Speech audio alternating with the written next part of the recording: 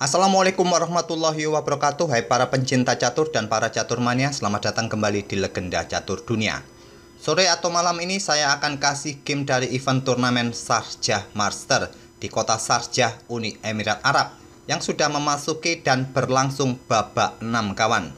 Diikuti oleh 80 pemain berbagai negara, yang paling banyak adalah dari India, menurunkan 13 Grandmaster dan 1 International Master. Dan para pemain yang ikut turnamen ini kebanyakan elo standarnya di bawah 2700 kawan. Hanya satu pemain saja, yaitu Vladimir Fedosev. Turnamen ini adalah turnamen klasik dengan kontrol waktu 90 menit increment 30 detik dengan sistem switch 9 babak. Dan game ini, game yang akan kita otak-atik ini kawan, saya ambil dari babak kelima kemarin dari gamenya Nordibek Abdusattorov, juara dunia Rapid tahun lalu, melawan Grandmaster asal Azerbaijan, Mitsradin Iskandarov. Langsung kita ke atas papan kawan. Nordibek Abdusattorov ini merupakan unggulan ke-8. Dan sampai saat babak kelima ini kawan, dia menempati posisi ke-6 dari 3 kali menang dan 2 kali remis. Dan di game kelimanya ini, Abdusattorov pegang hitam. Lawannya Iskandarov mengawali dengan pion E4.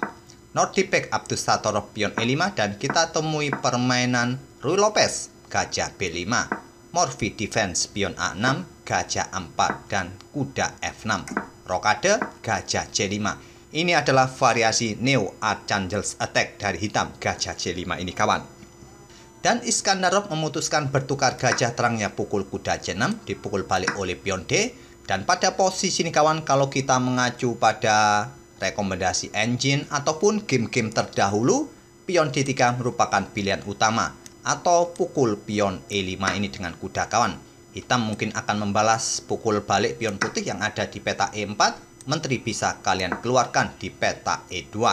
Ini merupakan salah satu variasi yang ditawarkan oleh Stockfish. Menteri hitam akan keluar juga, membackup kuda, ancam kuda putih akan ke peta D3, ancam gajah, kuda tidak bisa pukul gajah karena posisi kena pin, nanti kuda bisa tewas kawan. Di sini antisipasi bisa rokade ataupun gajah ke peta atau berkembang ke peta E6, memblokade pin-pinan ini kawan. Dan permainan masih seimbang di awal-awal pembukaan seperti ini. Tapi Iskandarov memilih langkah Menteri E1 dan langkah ini belum pernah dimainkan sebelumnya di langkah ke-7 ini kawan. Selanjutnya rokade oleh Abdusattorov dan barulah sekarang pion D3 memperkuat posisi pion. Ataupun pada posisi seperti ini tadi kawan, jika kalian langsung ambil pion E5 ini dengan kuda, apa jawaban hitam di langkah berikutnya? Beteng E8 dan pion ini tetap bisa tewas kawan. Kalian tidak bisa membackupnya dengan pion F karena posisi pion kena pin. Kalian juga tidak bisa membackupnya dengan pion D4 karena langsung disikat oleh gajah. Jadi percuma langsung ambil pion ini dengan kuda kawan. Oleh karena itu pion D3 terlebih dahulu dimainkan dan kuda hitam mundur ke D7 membackup pionnya kawan. Gajah berkembang ke E3 menantang pertukaran, ditolak beteng E8 terlebih dahulu dimainkan untuk memperkuat posisi pion. Jika gajah pukul gajah masih bisa dipukul balik oleh kuda, pion masih aman. Putih melanjutkan pengembangan kuda B berkembang ke D2 dan di sini gajah mundur ke peta D6. Dilanjut kuda C3 tetap mengejar gajah dan dilanjut dengan langkah kuda mundur ke F8 untuk membuka diagonal terang bagi pengembangan gajah terangnya nanti, atau nanti juga persiapan kuda ini menempati peta G6 bisa jadi. Menteri putih keluar ke C3. Selanjutnya pion F6 untuk memberikan backup lebih bagi pion pusatnya. Karena pion ini tadi mendapatkan 3 kali tekanan kawan. Oleh karena itu pion F6 didorong untuk memberikan backup bagi pion pusatnya. Putih memainkan pion A4 sekarang untuk mendapatkan penguasaan ruang, mencegah pergerakan pion B5 bisa jadi. Dan Nordibek Abdusattorov melanjutkan pengembangan gajah terangnya ke G4 ancam kuda. Kuda memilih mundur ke peta D2, bukan peta yang bagus sebetulnya menurut Stockfish, tapi mungkin dipersiapkan juga agar pion F-nya ini bisa nanti didorong kawan. Tapi Stockfish menyarankan ke peta H4 kawan. Kalaupun sekarang diserang lagi oleh pion, ya bisa menyelamatkan diri ke peta F5. Menantang apakah gajah berani pukul kuda, ya masih bisa dipukul balik oleh pion, tak ada masalah kawan. Sedikit demi sedikit nanti posisi putih akan semakin lebih baik. Tapi peta D2 dipilih oleh Iskandarov. Selanjutnya kuda manuver ke peta E6.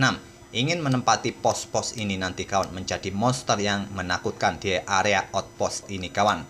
Kalau sekarang kalian menghadang pergerakan kuda agar tidak bisa ke peta F4 ini, jangan sampai kawan, karena putih akan mempunyai peta-peta lemah ini di peta-peta ini.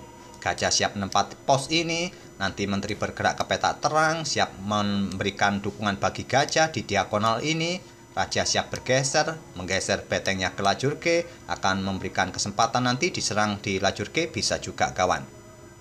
Ini akan menciptakan peta-peta lemah dengan memainkan pion G3 seperti ini. Di sini putih melanjutkan dengan langkah pion A5. Selanjutnya adalah raja bergeser ke H8. Ini adalah taktik senyap dari Nordibek Abdusattorov.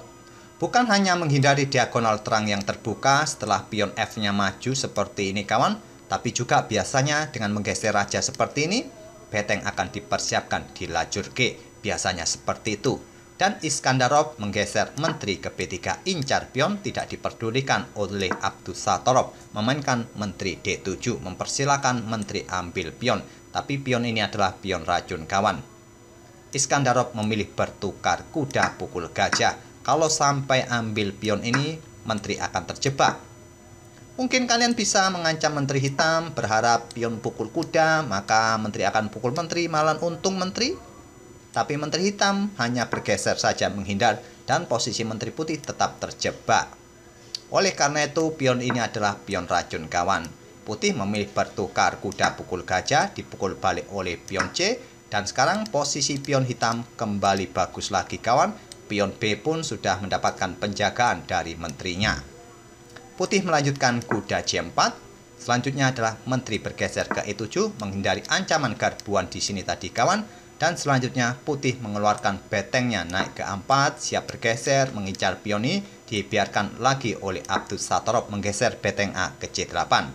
Dan menteri putih A3 dengan dukungan kuda siap incar pion D6. Di backup oleh beteng C ke D8, gajah putih bergerak ke peta B6 ancam beteng.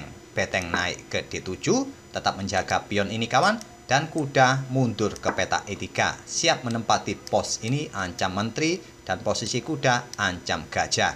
Gajah mundur ke H5. Selanjutnya beteng E1 untuk mendapatkan kontrol pada peta E2 untuk menjaga peta ini agar gajah tidak melakukan serangan di sini ataupun manuver kuda nanti di sini kawan. Bisa jadi di sini kuda tetap lompat ke F4 menjadikan monster di outpost putih ini kawan. Tidak bisa begitu saja seperti yang saya bilang tadi, putih memainkan pion G3 untuk mengusir kuda, malah akan menciptakan ruang-ruang lemah yang bisa diisi oleh gajah. Nanti menteri bisa bergerak ke peta terang untuk memberikan ancaman di peta H3, atau kuda langsung melakukan skak, nanti bisa dimanfaatkan oleh hitam peta-peta lemah ini kawan. Oleh karena itu pada posisi ini putih memilih dengan langkah kuda ke F5 ancam menteri, menteri naik ke peta terang ke peta E6, selanjutnya gajah turun ke E3 siap eksekusi kuda karena kuda ini cukup merepotkan kawan, dibalas dengan pion G5. Seperti yang saya sebut tadi kawan, raja bergeser menyiapkan peta bagi beteng digeser ke lajur G.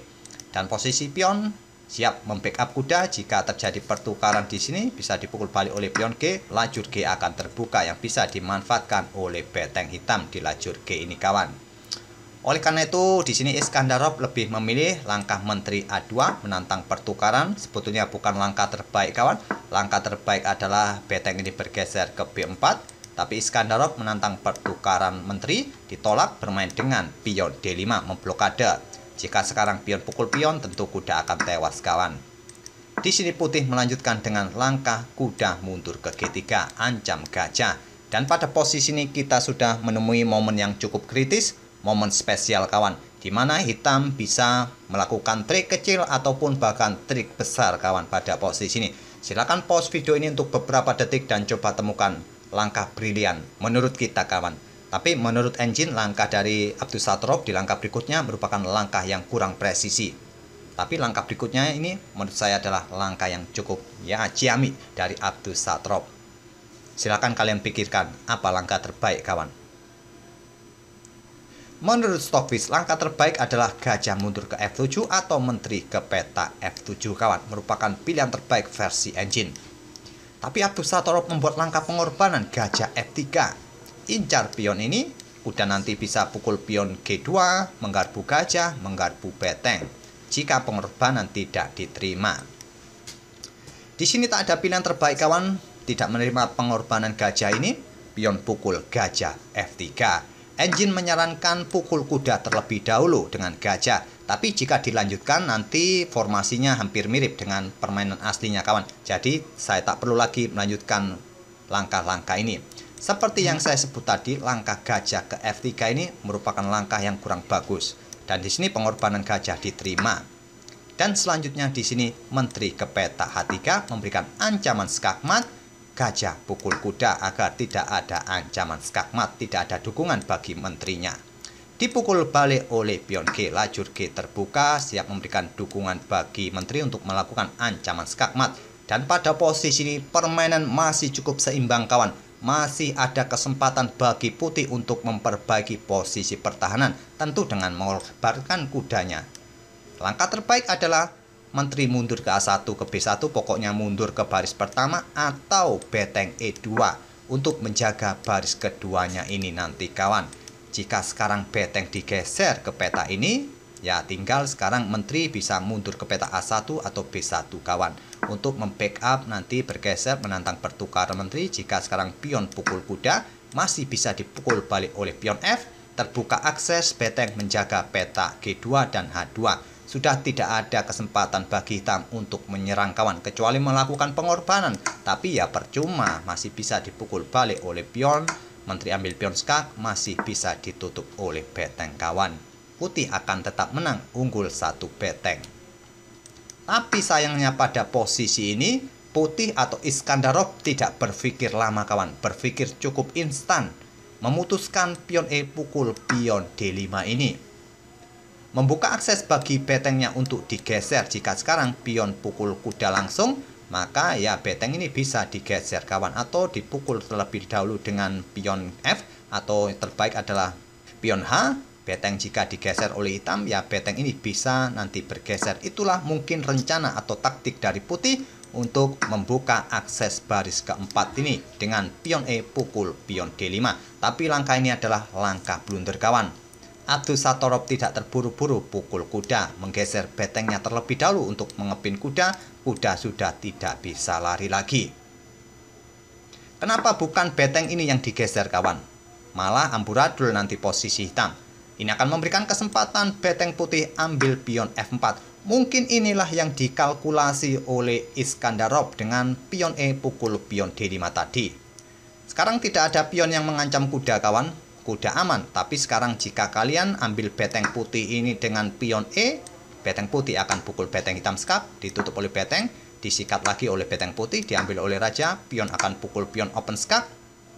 Raja naik mungkin. Selanjutnya kalian bisa mengorbankan kuda. Di sini kalian bisa melanjutkan perjalanan pion kalian untuk segera promosi.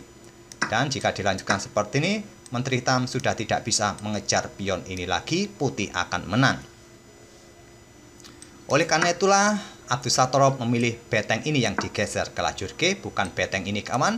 Dan di sini putih atau Iskandarov memutuskan untuk pion D pukul pion C6, ancam beteng, melanjutkan pion pukul pion mungkin, atau melakukan pengorbanan menteri ambil beteng nanti. Barulah sekarang pion pukul kuda. Lanjut Abdus Satorov, ancaman skakmat 2 langkah, terlebih dahulu didahului menteri ambil beteng G8 skak, mengorbankan menterinya kawan. Coba lihat sekarang.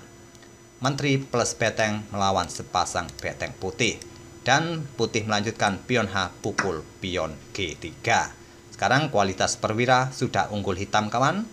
Sepasang beteng sudah tidak bisa melawan fleksibilitas menteri hitam. Walaupun di sini putih unggul beberapa pion untuk sementara. Abdus Satorov melanjutkan pion B pukul pion C6 agar tidak berpotensi promosi dan beteng bergeser ke B4. Beteng hitam naik ke petak D5, incar pion ini kawan. Beteng putih naik ke B6, incar salah satu atau 2 pion hitam ini. Abdus Satorov ambil pion A5 terlebih dahulu. Beteng ambil pion yang ada di petak C6. Dan setelah Abdus Satorov memainkan, mengorbankan pion E4, di sini Iskandarov menyerah di langkah ke-36. Mengorbankan pion ini jelas tujuannya untuk membuka jalan bagi Beteng memberikan dukungan bagi menteri untuk ancaman skakmat, dan saya rasa kalian bisa mengeksekusinya di beberapa langkah berikutnya kawan untuk ancaman skakmat di petak 1 atau di petak yang lain. Hitung-hitungannya adalah 7 langkah berikutnya skakmat. Jadi saya tak perlu lagi untuk menunjukkan sebagai latihan puzzle, anggap saja puzzle untuk melakukan ancaman skakmat 7 langkah. Itulah kawan salah satu game dari Nordibek Abdusattorov mengalahkan Grandmaster asal Azerbaijan Mitsradin Iskandarov di babak kelima dengan langkah yang cukup ciamik tadi kawan. Di langkah keberapa tadi? Di langkah ke-27 saat kuda ini mundur ke petak G3 ini, Abdusattorov membuat langkah pengorbanan gajah F3 sehingga ruang lemah didapat oleh hitam kawan pada petak-petak terang putih di depan raja.